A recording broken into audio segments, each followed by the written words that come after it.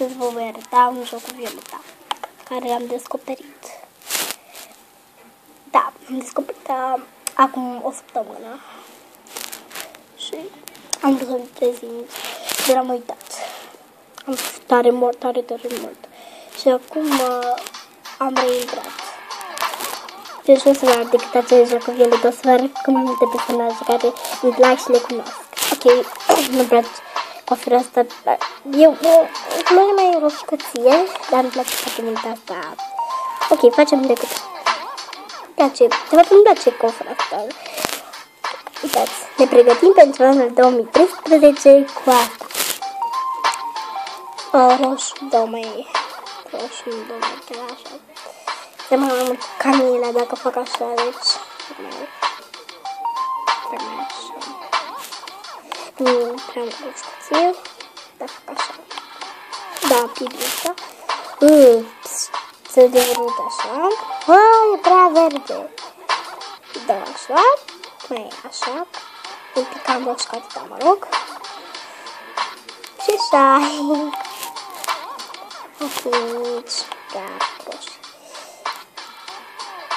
Cam așa. Sper. Cam așa. Și cam așa. Puzele.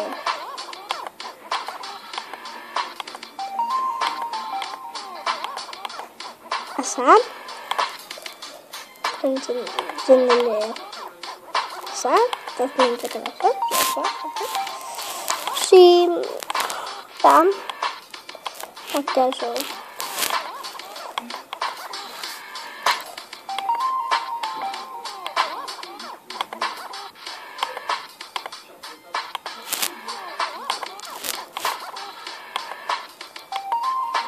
Să spun că dintre portocaliu și roz.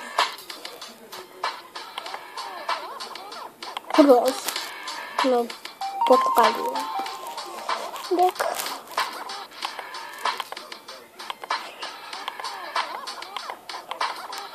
Așa.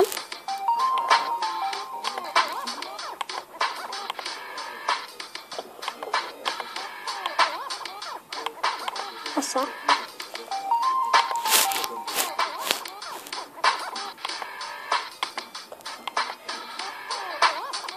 Nu. Dar nimic. Așa-i fac fundalul. Gata.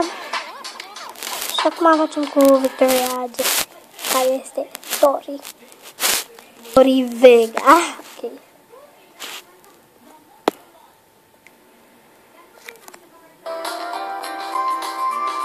Mă cam enervează melodia asta.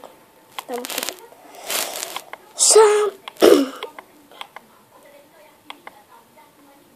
Așa mi-s.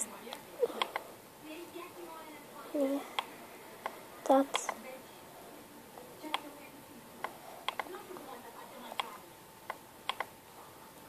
Bine așa.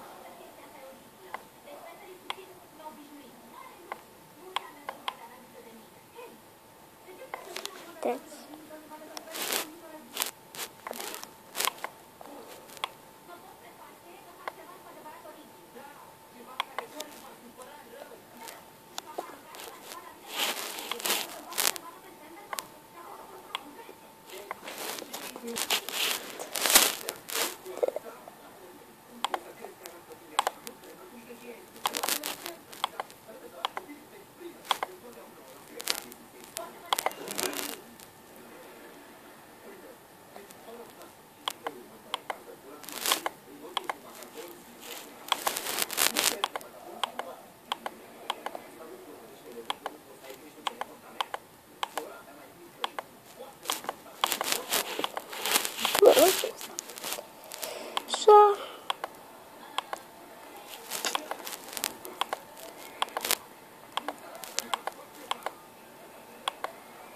Așa.